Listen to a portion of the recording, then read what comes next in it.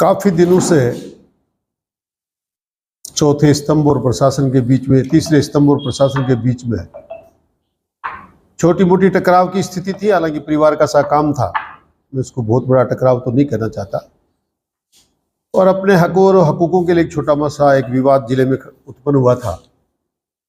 आज हमने लगातार काफी दिनों से कोशिश करके इसका पटाक्षेप करने की कोशिश की है। माननीय अल्पसंख्यक मामलात विभाग, निदेशालय अल्पसंख्यक मामलात विभाग ने आज उनके एक कार्यालय में से एक हॉल को कुछ समय के लिए या अस्थायी रूप से एसीबी डिपार्टमेंट को, भ्रष्टाचार निरोधक विभाग का जो कोर्ट यहाँ खुला है जिले में, उसको एक भवन की आवश्यकता थी। वो आवश्यकता को पूरी करते हुए उनके भवन में से एक हॉल का अलॉटमेंट डिपार्टमेंट ने कंडीशनली किया है। और वो होने के बाद बार एसोसिएशन के बीच में और पत्रकारों के बीच में और प्रशासन के बीच में एक चर्चा थी। बार एसोसिएशन वालों की बात उचित थी कि हमें न्यायालय के लिए कोई विरोध और गतिरोध नहीं था कि हमें यही प्रेस क्लब का भवन जो पत्रकार बंधुओं ने तय कर रखा है, सूचना केंद्र के अंदर का भवन जिसके बारे में चर्चा चल रही थी, यही दिया जाए, ऐसा उनका मानना नहीं था। मैं कल माननीय संदेश जी नायक से मिला था। उस वक्त बार एसोसिएशन के वर्तमान अध्यक्ष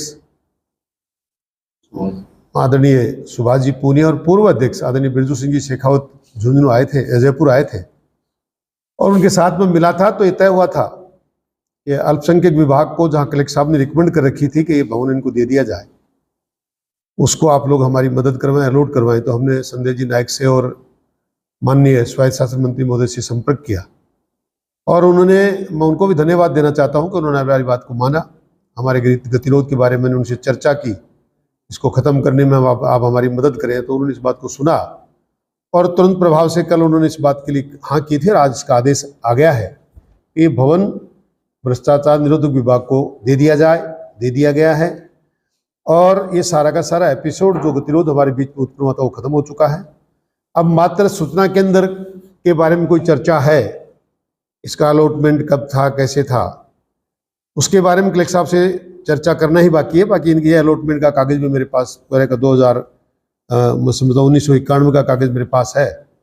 और ये इसका पट्टा जारी होने के बाद प्रेस क्लब का अपना कार्यालय कहें, अपना ऑफिस कहें, अपना हॉल कहें, ये तो वैसे तो पहले से है, पर यह भी विधिवत रूप से हो जाएगा। और सूचना केंद्र का पट्टा होने के बाद आप लोग भी स्वतंत्र रूप से अपना एक भवन है ऐसा कह पाएंगे, करने के लिए मैं पूरा प्रयासरत हूँ। और मैं समझता हूँ कि आप लोग जिस प्रकार से हमारे साथ ये समन्वय स्थापित करके चल रहे हैं, ऐसा रहेगा तो ये काम भी हमारा जल्दी ही हो जाएगा। इसके लिए मैं आप सबको धन्यवाद देना चाहता हूँ कि आप ये 80% समस्या का समाधान हो गया, 20% जो भी है वो भी बहुत जल्दी हो जाएगा। इस बात के लिए मैं आपको आश्वस्त करना